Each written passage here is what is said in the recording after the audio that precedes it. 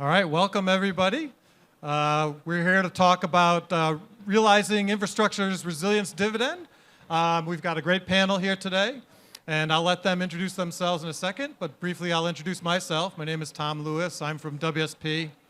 I am our business executive in charge of climate, resilience, and sustainable infrastructure. I'm also a board member of the International Coalition for Sustainable Infrastructure. Thank you very much, Tom, and good morning, everyone. Good afternoon already. Carlos Sanchez, Executive Director, the Coalition for Climate Resilient Investment, an initiative with leadership of the private sector dedicated to advanced solutions for resilient investments. But I will speak more about it in a little bit. Over to you. Thank you very much. My name is Freedom Kai Phillips. I'm the director of the Deloitte Center for Sustainable Progress. I'm a legal research fellow with the Center for International Sustainable Development Law and a member of the IUCN World Commission on Environmental Law. Pleasure to join you. Good afternoon. I'm Ekoswehi Iyahen, the Secretary General of the Insurance Development Forum. And it's a public-private partnership really exploring how we can use the capabilities that exist within the industry to drive and support resilience building. So happy to be here. Hi, thank you for having me. I'm Amit Prothi. I'm the Director General for the Coalition for Disaster Resilient Infrastructure. It's a 2-year organization which has memberships from 31 countries with a secretariat in New Delhi, and we are promoting disaster resilient infrastructure across the globe.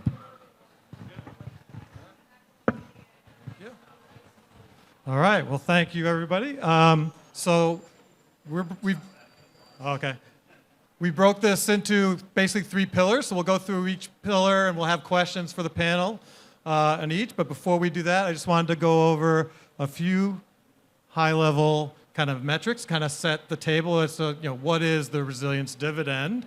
You can see on the slide here that the traditional approach to infrastructure looks at capital costs, and that's how people make decisions.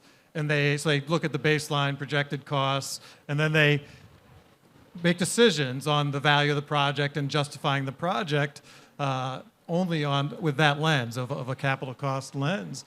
With the resilience dividend, the big difference is you take into account the fact that if you build an infrastructure element with higher level of resilience, it's more adapted to the changing climate, that you will actually realize a big benefit through avoided damages when future disasters or other impacts occur that you've now built the infrastructure against.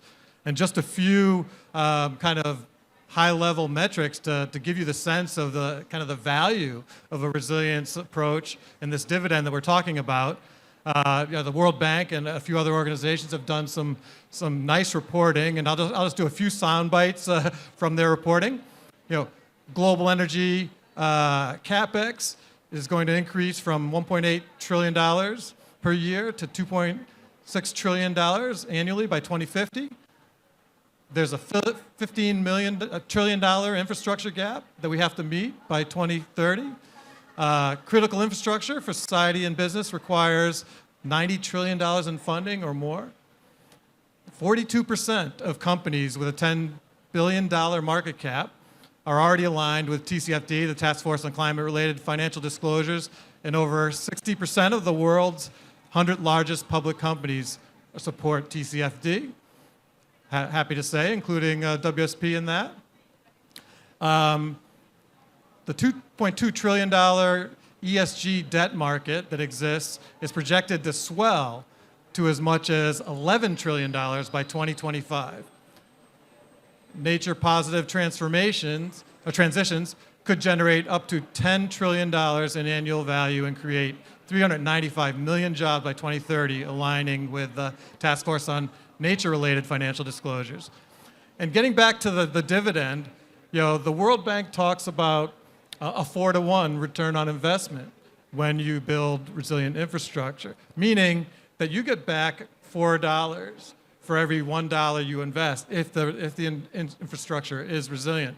So it's a very compelling financial case, but we're going to drill into, with the panelists' insight, into all the other elements of the benefits and the dividend of resilience. So with that, Why don't we start with you, Carlos? I know you wanted to talk about how do you strategically integrate physical risks, climate risks, into investing, and I know you have a few slides, so why don't you kick us off? My pleasure. Thank you very much, Tom, and indeed also thank you for the support of WSP and many here. It's really special to have so many members and friends that are very supportive of the work of the coalition. But as you said, I would like to talk very briefly about what we consider means a strategic integration of physical climate risk in decision making. And indeed, that reference to the $4 against one investor is a beautiful entry point to that, because we took that as a little bit of the starting point and tried to analyze what does that mean. Is it $4 that an investor is internalizing as return? Or is it $4 of economic plus social plus ecosystem value? What is the time for that, for those $4? It's not the same, the $4 paid immediately than paying in 20 years. So the discounting of those $4 also play a role. But it's a very important starting point to start dissecting what is the value in investing in resilience. So if I can, sorry.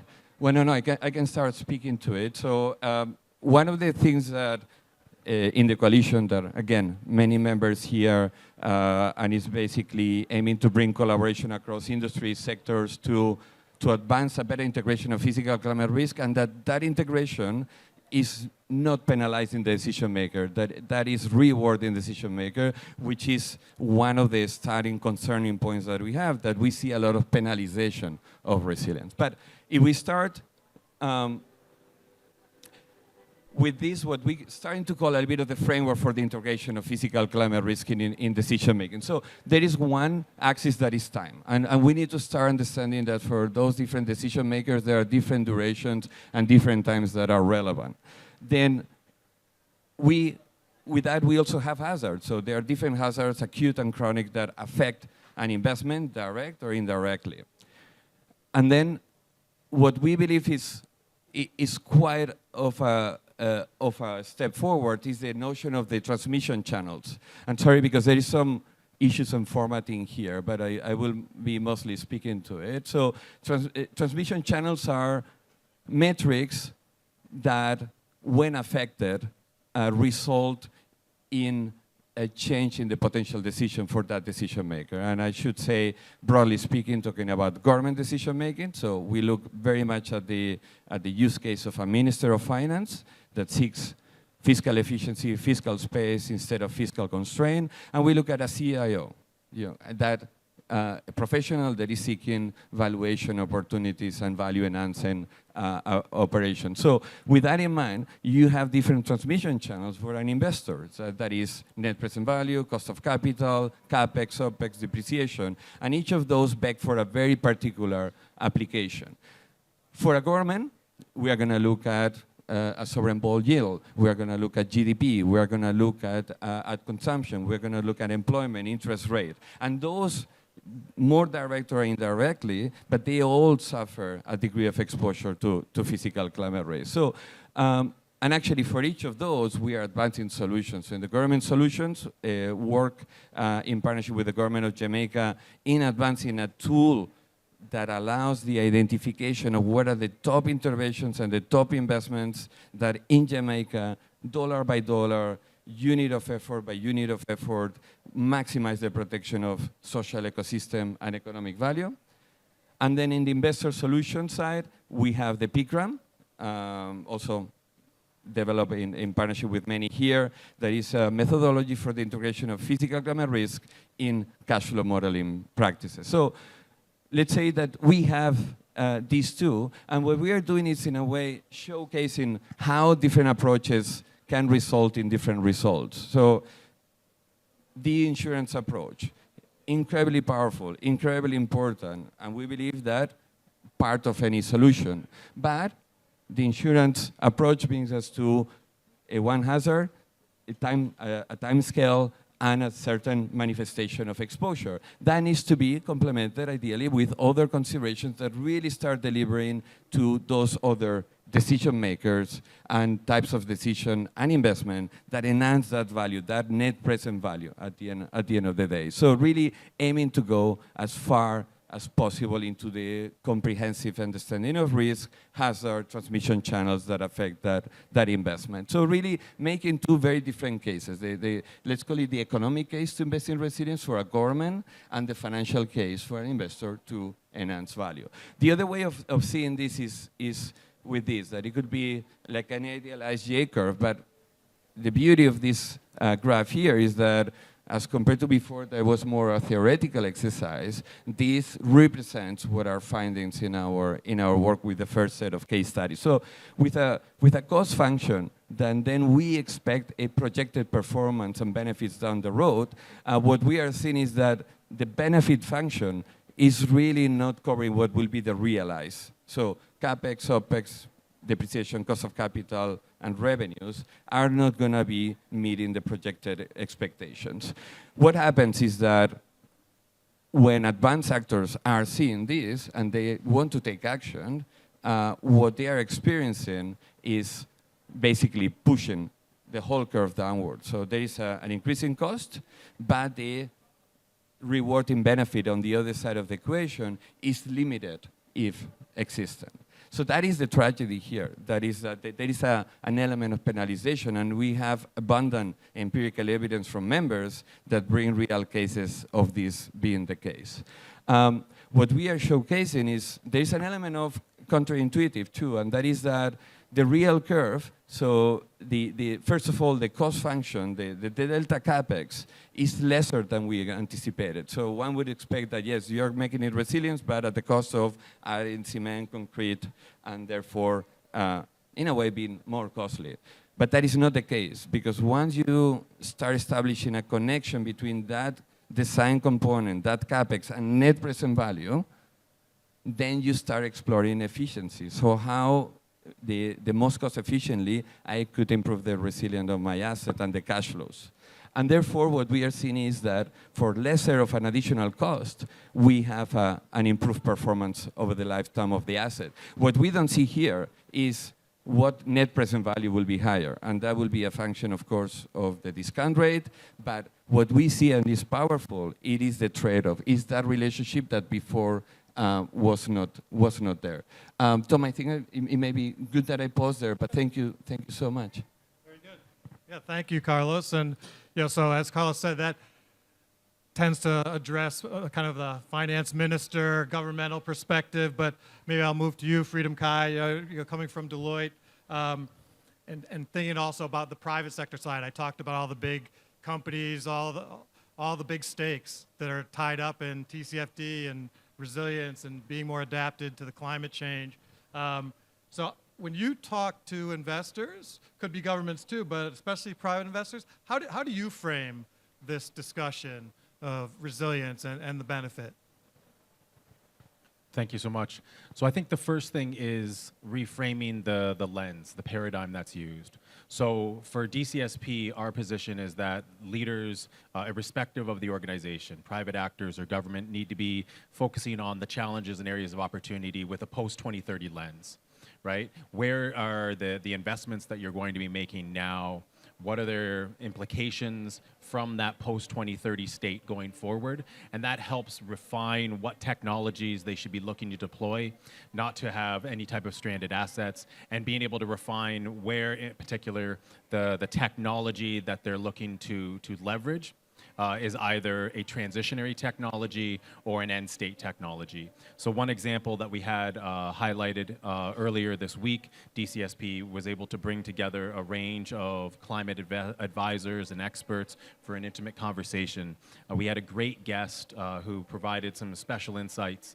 He was the special envoy for the German-Namibian Green Hydrogen Coalition. And what he highlighted was not a win situation, not a win-win situation, but actually a win-win-win-win situation. And this was where I thought really reframed the notion of investment towards a resilient infrastructure, but also with a very keen eye to positive sustainable development co-benefits. So the first win, of course, is the rapid expansion of green hydrogen in the region. So leveraging some key environmental factors, they're able to then generate a sustained supply of green hydrogen for the German market. So that's the first win, access to a sustainable supply chain. Then the second win is providing the Namibians with a sustained economic stream, right? This is embedding sustainable development. This is SDG 7 in actualization. The country now has access to an ongoing revenue stream. The third win is being able to prop up the country as a whole in terms of increasing rapidly access to clean energy.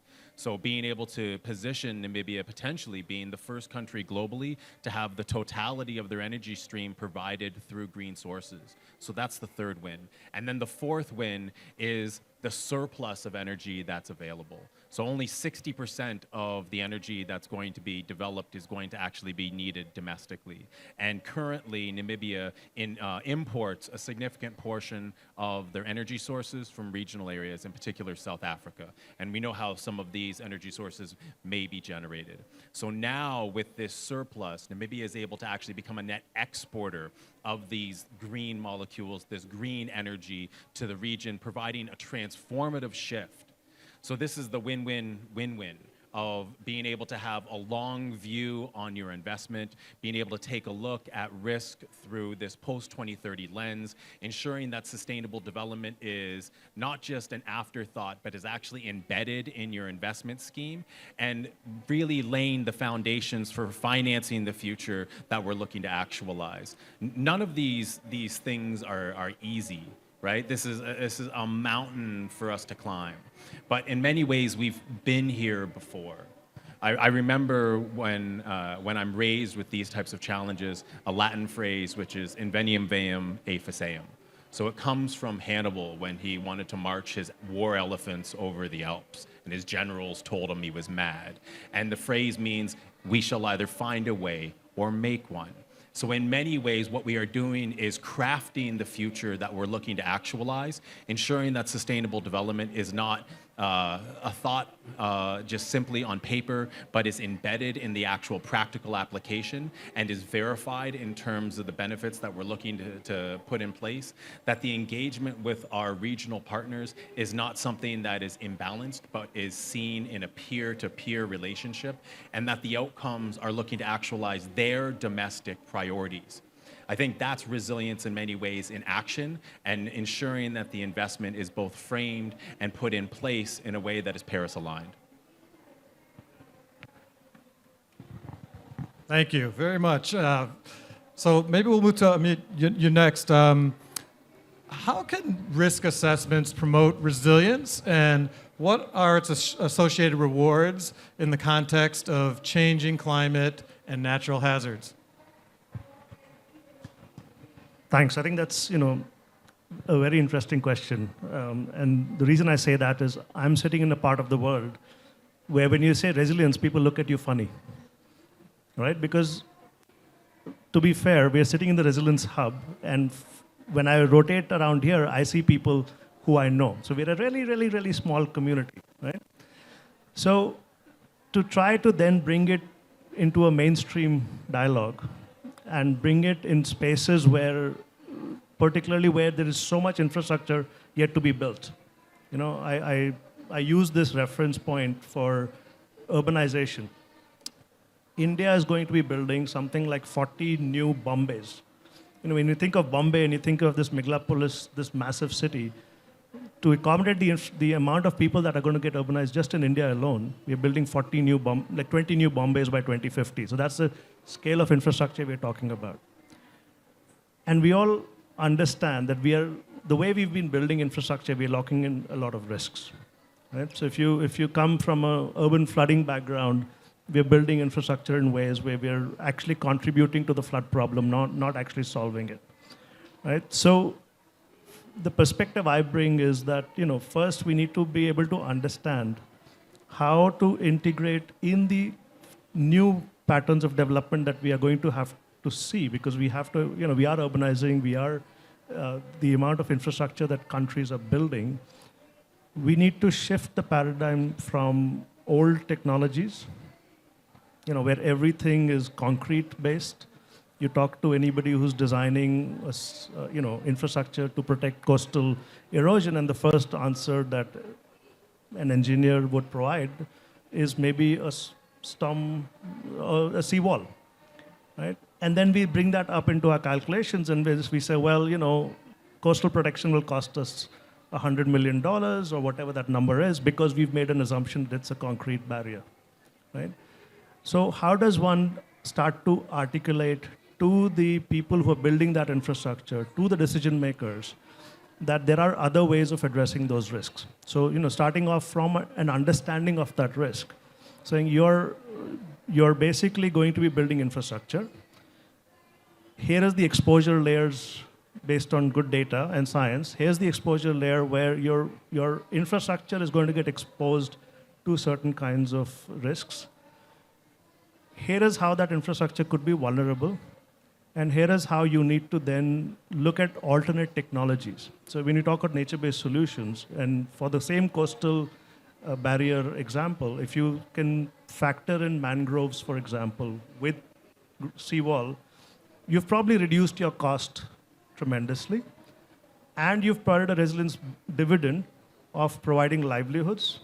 You're doing still, coastal protection was the main goal. You're still providing coastal protection, but now you've added livelihood opportunities, you included biodiversity, and you basically expanded the purpose of that infrastructure. So where we are trying to push the agenda is saying, we have to move away from these single-purpose infrastructure decisions to multi-purpose infrastructure decisions. And that's not easy because, we are training our cadre of designers, planners, engineers to think in a certain way where they're automatically going to the same solution of the concrete barrier. Our codes are written in a certain way, where again, they're pointing to the same place of a concrete barrier. So we have to go back and say, how do we train the new generation to say, you need to think beyond just one way of solving problems. How do we write codes which are saying, you're looking at performance and not here is the solution to address that challenge, yeah? So all of this, when you talk about risk, to me, when I think about risk, I'm also thinking beyond the risk metrics to understand the infrastructure that needs to be built has to provide because we've got so much to build. We've got such a huge gap across the world in the amount of infrastructure that's needed that we can't just use that infrastructure for a single purpose. We have to think of it from a resilience dividend perspective. So, there's lots of work to be done in this space, but in my mind, if we can start with the articulation of risk and take it all the way down to understanding multi-purpose infrastructure, hopefully we'll reach that resilience dividend that we're looking for. Thank you. So we've hit the first pillar, which was the risk assessment, hit the second pillar, which is making the case for resilience. So let's now move to the third pillar, which is capacity building of the stakeholders that need to be involved to make resilient infrastructure, resilient investments happen. So why don't we start with Ikoswehi? What role can the private sector, specifically insurance industry, as an example, play in this? And what do you see as the benefits or incentives for such engagement? Thank you for the great question and all the interventions. I think they've probably touched on some of the answers to that. But I really liked Amit's response in terms of context matters, right? And we're in a context where, developing countries, because that's why I will speak from the perspective from, there are huge investments going into infrastructure. A lot of that is not protected, right? Extremely vulnerable when you think about climate change. And then when you think about where we are and the conversations around adaptation finance, and resilience and the infrastructure associated with that, there is a need to be proactive about thinking about, with this new kind of adaptation infrastructure that we need, as Amit had mentioned, how are we actually thinking about the exposure associated with that, the risks associated with that, but also the protection of these critical assets? So from my perspective, I think that the insurance industry can play a really critical role here. First is in terms of putting a price on risk, right? And that's important to the point that you raised in terms of incentives. And the incentives that you send to individuals to companies, but also to governments. And incentives are also important because it is also a way to subtly, if I can say that, shape public policy around how people treat to risk. I can give an example from the Caribbean where there was an island that wanted to, after a hurricane had passed, they wanted to significant damage to utilities, electrical utilities, which are poles, right? And they went to seek funding for, reconstruction, and they could put these utilities underground, right? That would be the logical, resilient response. But the cost of that is extremely prohibitive, right? And so the question is, why aren't they rewarded, right, for trying to deploy a resilient strategy that could take them into the future, right? Why aren't we thinking about the infrastructure investments that we're making and rewarding those governments that want to do things, people that want to do positive things? And I think that the insurance industry can play a critical role in putting a price to that, and what is the cost of not being resilient as well, right? There's also a conversation there to be had. The second is, furthermore, we talk about when these events occur, disasters occur, and I'm contextualizing it because we are here in Egypt and talking about climate change, the kind of financing that is available to support recovery efforts. Insurance is about financial protection, right? It's about how do you put resources aside before an event occurs so that if something were to occur, you actually have something that you can draw on. The reality is that most people in the world do not have access to the kind of coverage that you see in most developed markets, right? And I will keep emphasizing this point of 2 to 7% in terms of insurance penetration rates. That's huge, massive exposures. Huge inability to actually access resources when something occurs. They don't have the money to invest in infrastructure. The infrastructure that's there extremely exposed, right? And then the financing after is also an issue. And so insurers have a role that I think is critical in filling that gap, in working with governments to understand those exposures, but also provide very practical financial tools to address some of these issues. And I think that one of the things that we don't often talk about in this space is that when you think about the losses that we see globally, apart from government kind of responding, the most significant chunk of funding that goes to support intervention is from the industry, right? They're the biggest contributor to financing for recovery. And we need to scale that up in ways that are unimaginable, given the reality of what we are seeing with climate change.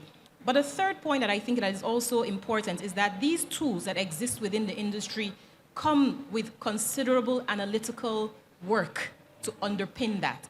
And that information database is actually what we need at this point in terms of risk understanding.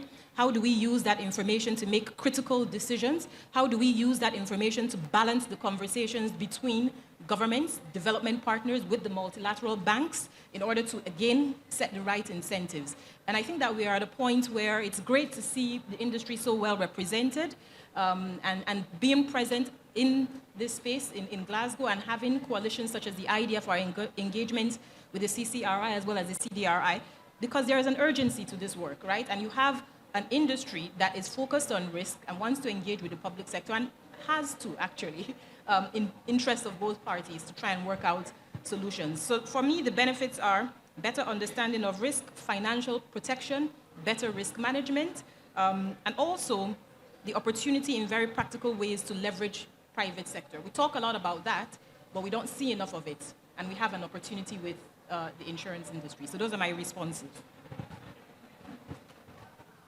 Very good. And I couldn't agree with you more about the private sector. And so let's maybe pull on that thread a little more. I'll stick with you, Ekoswe. What do you see as the major challenges for the private sector to engage? And can you give some examples from experience maybe of public-private partnerships, investments that had a good impact in supporting greater resilience in communities? Yeah, I think that part of the challenge that I see within our space is a greater understanding of the need for ex-ante financing instruments and insurance. I think that there's often a bit of I will dare say, and my insurance colleagues are in the room and might look at me, insurance colleagues is a loaded word, right? But we are talking about the thinking around that, right? Let's get past the word, right? Which is, how are we preparing for what is inevitable in terms of huge shocks? How are we thinking about preparing financing? How are we thinking about the investments that we're making in terms of resilience? And oftentimes there isn't, I think naturally people don't want to think about these unfortunate situations, right? When we think about COVID, it's something that we knew, the industry was talking about it for a while, but people didn't really think it could happen, right? And look at what has occurred. It's the same thing with climate change. And we're in a context where, again, when we think about the COVID experience, only 2% of financing was prearranged for response. When you think about disasters, climate-driven disasters, the figures are not that much better, right? So there's a need to deepen understanding, a need to deepen, I think, the technical work to support the availability of better tools, more innovation in that space, because what might work in London might not work in Mumbai, right? And I think a better focus on protection. Who do we want to protect? How can we protect these people? What are the tools that we need? What is the conversation that we need to be having between the public sector and the private sector in order to make sure that this is in place? And again, I keep saying this word urgency, so it's education, it's innovation, it's boldness, it's courage as well, right? So being willing to step out of your comfort zone to engage with non-traditional partners to craft new solutions. And I think that we are at a point where people need that. There's a stalemate in the negotiations across the room, right? And this is the space that offers a chance for open thinking, right? Open thinking around ideas and also scaling ideas in radical ways that we'd never thought about before. So for me, I think that those are some of the investments that we are prepared to make within the IDF, and we've launched a number of programs focused on that, a Global Risk Modeling Alliance, where industry is working with the public sector, the V20 group of countries, to really work on this issue of deepening risk analytic capabilities. And then there are other programs that we are working on with the United Nations Development Program and the German government to have conversations with governments directly on the kinds of solutions that they need. If it's ensuring public schools or hospitals in Peru, or providing coverage for smallholder farmers in Mexico. It varies, context matters, but you have to be prepared to meet the challenge. Very good. So I'm going to go back to Amit. There's a lot of talk, as there should be, at COP about global South and the incredible needs, the disproportionality of climate change and the impacts. From your perspective, how are the major infrastructure systems undergoing the transition towards net zero, and how are they dealing with the capacity gaps, especially in the global South, with the particular challenges?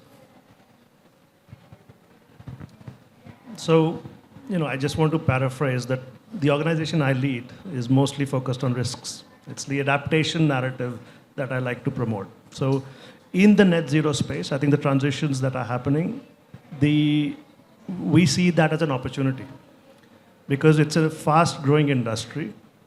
The codes and the risks, the codes are not locked in. So if we can figure out ways, when we are trying to do that, is where we start to work with the transitioning industries, whether it's solar, wind, hydrogen, hydropower, right? Hydropower exists, but there are climate risks coming there as well, right? So if we can figure out ways, and we are trying that, where we start to get them to be better informed. Somebody used a very interesting example yesterday. There was an airport in one part of the world, I won't name the place, which was very proud of being completely dependent on solar. Okay, very proud. It was all in their marketing materials. They got hit by a flood. And where were the solar panels? In the floodplain. Right? It happened again the next year. So suddenly, an airport which is incredibly proud of being completely solar now is relying on other energy sources to be more secure in their energy system, right? So I use that example only by saying that, because we are in a new new space, we have an opportunity to lock in newer kinds of information, less, understanding of risk. Because if we don't do that, And these new technologies, which are emerging technologies, which need to show promise, which need to succeed, if they fail for a variety of reasons, they're not achieving the net zero promises that they're making. Right? So for us, it's really looking at how do we introduce codes, data, information, understanding in these newer technologies that are emerging. So that's really where we are trying to come into the net zero space. Yeah, and maybe going back to you, Freedom Kai, your business is so broad. Maybe you could share a couple examples of putting resilience into practice that kind of tie in with all three of the pillars, any and all of the three pillars.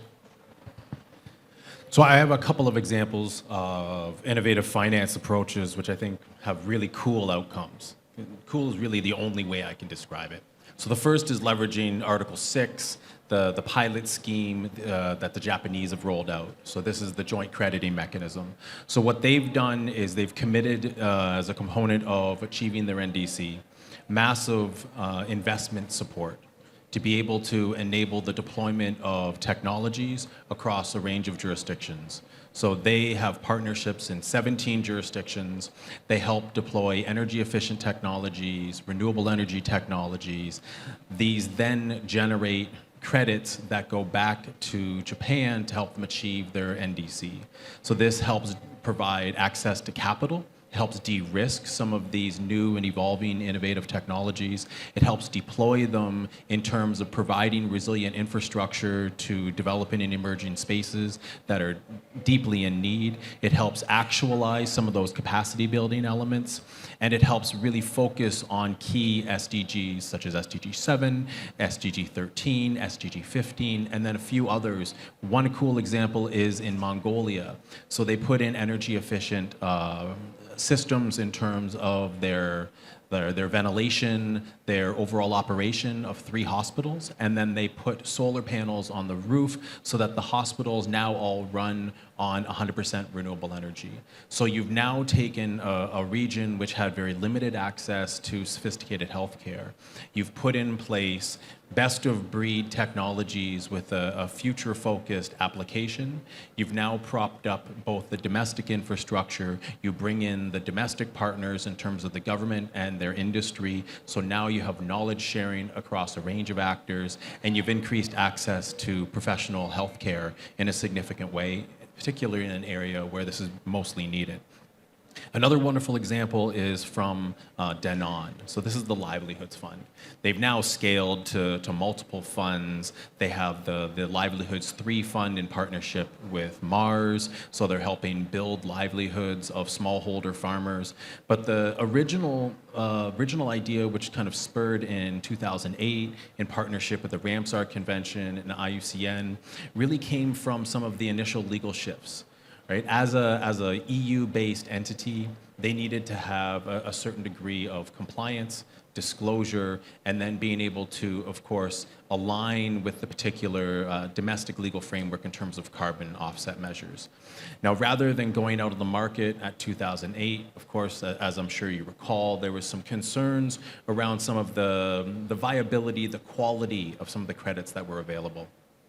Rather than just simply purchasing what was affordable, or potentially what was cheap. What they did was pool their resources and invested in best-of-breed examples.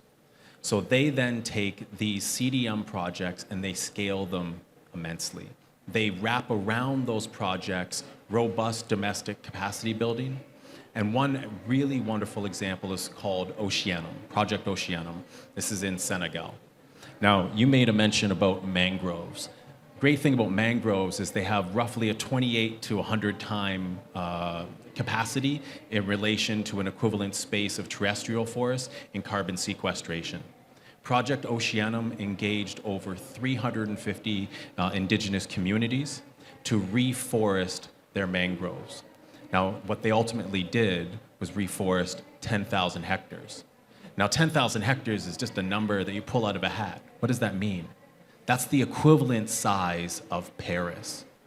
Now, as a follow-up in 2016, they reached out to all of these communities to validate what the impact of this relationship was. And these investments aren't short-term, they're 25 years long. They teach the community how to do the monitoring, reporting, verification. It creates a circular income to the region. Now, outside of that, 80% of the communities that they reached out to recognized a fourfold impact in terms of their own household income. They had increased livelihoods opportunities in terms of the resilience of the overall ecosystem, access to clean food, access to cleaner water, and across the range of communities that they accessed, all of them noted how transformative that investment was. And that's just one example of a range that the Livelihoods Fund in their initial projection, let alone the second and third iterations, are looking to actualize. I think this type of vision, being able to say, we're not just going to simply do what is available, but we're going to design something that is best fit, that aligns with our mission, that allows us to actualize sustainable development in practice, is really the way that we're formulating these conversations amongst our private actors. They now have a range of actors from Hermes, SAP, Michelin, all participating in the livelihoods funds, and they're looking for their third iteration to be over 100 million euro. If we can replicate versions of this rather than just simply going for low-hanging fruit, I think this is where private actors can truly act as catalysts for sustainable progress. All right, so we'll open it up in a minute to questions. So think in the audience here, if you have any questions, happy to take them in the remaining time we'll have. But while people are thinking, Carlos, maybe you can wrap us up. You talked about the Jamaica example, which is an amazing example. So maybe, could you just take a few minutes to pull more detail out of that and share in the context of all three pillars, including the stakeholder aspect of it, with particular examples of, that you think are noteworthy from the Jamaica experience the CCRI has had? Delighted, and but if you allow me, I also like to reflect a little bit on the great remarks that have been brought to the table in terms of this transformation on the narrative, and I think that is the crucial element here to really showcase how resilience does not equal to costly, tedious, and unattractive decisions and investments that indeed needs to be rewarded, should be rewarded, and can be rewarded. And that is absolutely crucial in so many respects, and in delivering to all the stakeholders that we are listing here. And I don't think that there is an element of competition or false choice. There is these, to the most vulnerable communities, to economists, to nature, and to investors. And as compared to what it's been perceived in the past, there is those can be achieved together.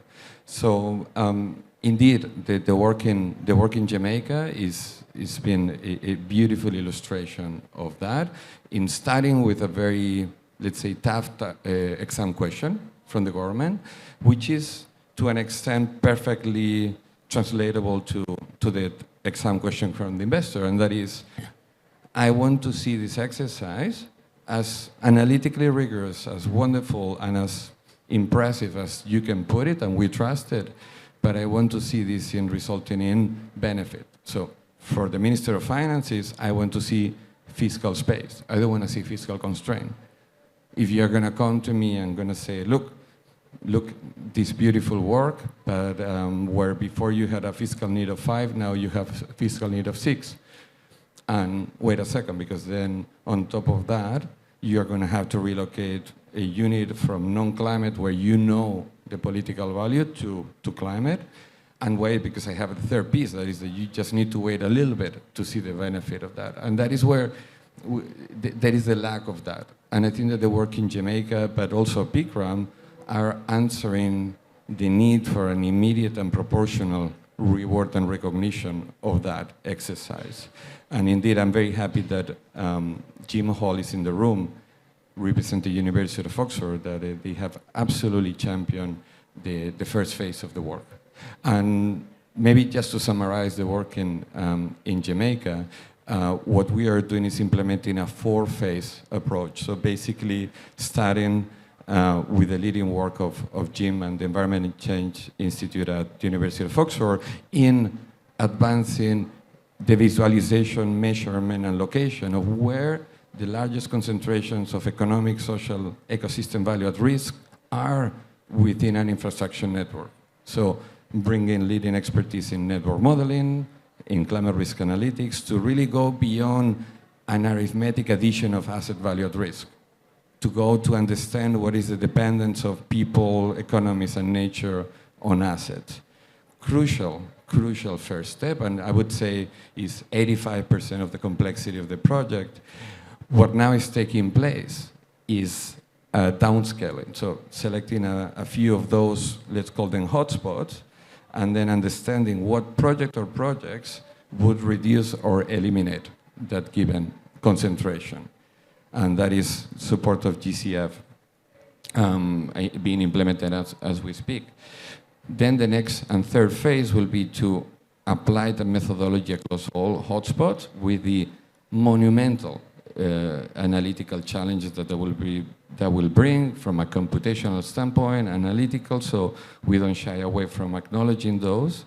And then once we have that pool of interventions, but each of them really responding to a different composition of economic protection, social protection, ecosystem protection, working very closely with the government of Jamaica, in this case, between the Planning Institute of Jamaica and the Ministry of Finance to say, okay, what is the prioritization function that will, from this beautiful but massive and heterogeneous pool of projects, how we would rank those? And that is where we want to get to the point where we deliver the national investment prioritization tool, where we can prove to Minister Clark to say, yes, we can assure you that every unit of fiscal effort here is the most effective in protecting value. If we achieve that, apart from meeting the needs and expectations, you open the door for massive opportunities in attracting capital. So, Ecoswahili and many here represented insurance and risk transfer, the potential of taking that portfolio and then exploring combination of risk transfer, risk sharing, capital, concessional is simply monumental, and that is where you generate the fiscal space to the government. That is where you deliver the value that is expected, and the beauty is that then you can integrate the asset level, so delivering again to both. So really exciting, really grateful for the incredible work of Jim and the team and UK government, GCF. It's been a collective effort, and we are working on now seven other countries where an evolution is being brought to the table. Thank you. Very good. Excellent example. So I'll open it up to questions from the audience. Anybody have a question? Sure. Hi, I'm Mari Tai. I'm from the National Center of Atmospheric Research and past chair of the American Society of Civil Engineers Committee on Adaptation to Changing Climate. I just wondered, how do we start the conversations that we need to have between investors and insurers and the practicing engineers to make sure that that information is embedded in the design codes and standards and other guidance documents, so that it's not just an ad hoc project-by-project basis where we're considering the future climate risks, but that all engineers are supported and able to just make sure that their buildings, their infrastructure are going in without having to add to the burden of the other decisions they're already making. Well, I'll start. And if you're not already connected to the International Coalition for Sustainable Infrastructure, they have an action track on standards, tools and standards, that is evaluating exactly this topic from an engineering-centric perspective. But maybe I'll open it up. Anybody want to take it? Thank you, Tom, and thank you for the question. And if you allow me for a little bit of a plug, and again, many parties here involved, both the work at the sovereign level, so the one showcased in Jamaica, but if I dare to say, mainly the work at the asset level has showcased that multidisciplinary collaboration towards a more comprehensive and, let's call it, holistic approach to valuation. And that is where we have brought together 35 institutions ranging from engineering, climate risk data providers, insurance, pension funds, asset managers, banks, rating agencies, multilaterals, and standards. And what we have done is to bring 5 real investments, or with the full cash flow models, the full engineering studies, and then started that articulation of the multidisciplinary approach. So starting with the wonderful support of climate risk data providers in advancing pro bono assessments of risk for that selected investment, and then starting a little bit of a value chain that we started thinking it would be very linear, but it was a beautiful feedback loop, and they need to go back and forth, but effectively from climate risk data to CapEx, OpEx depreciation. From there to potential changes in simulated credit quality adjustments. Then from there to cost of capital, and then the final configuration of the asset. So with that, what we have, and we here, is a very unique experience in that interdisciplinary learning, so that it is not only engineering standards, it is not only climate risk data assessment per se, it is not only asset valuation, or it's not only simulated credit quality, it's a combination of all of the above that is absolutely crucial. And for example, here, the role of risk transfer is where I would dare to say is most exciting, because what we are doing is working with leading insurance firms that they are articulating a new role. So we are pushing the envelope to say, instead of, let's say, deploying off-the-shelf approaches or techniques or instruments, how can you enhance net present value? How can you enhance the value of that and the design of the asset in the total duration? It's really challenging, and I think that Ekoswehi can speak of that, and many here, of the complexity of having a probabilistic assessment for 20 years. It's simply not possible, but just getting us there is really bringing that multidisciplinary learning, but I cannot agree more. This cannot be not siloed, but compartmentalized. It needs to be a little bit of all together. But I stop there. Thank you. I don't think it's a straightforward, easy one. I think it's a journey, right? And it's with different communities, and it's at different levels, right? We have to keep pushing at a global level in terms of the importance of resilience and the demonstration of the kinds of tools to make that case, right? But we also have to push at a national level, right? Because you can have great tools, but there are political decisions that need to be made, right? And it's often really challenging. You know, when Amit talked about the massive urbanization that is taking place in many developing countries, there's a housing need for people, right? How do you enforce? You need to enforce building codes, but there are political implications associated with that, right? So I think that to address your question, it's complex, it's long-term, it's tackling it at multiple different levels, and it's multidisciplinary. It's a combination of tools, but it's also political, right? It's also the ability to tell a story. It's the ability to communicate the value of the technical skills that you bring to the political discussion that is taking place. And that's kind of why I think this space is exciting, and also the value of what we are doing as a coalition in terms of the thinking around, let's take away insurance, ex-ante thinking, right? Is to have a multidisciplinary conversation around risk. What does it mean in terms of exposure? What does it mean in terms of vulnerability? And then the political conversation of what are the trade-offs, right? And that's not a straightforward answer, unfortunately.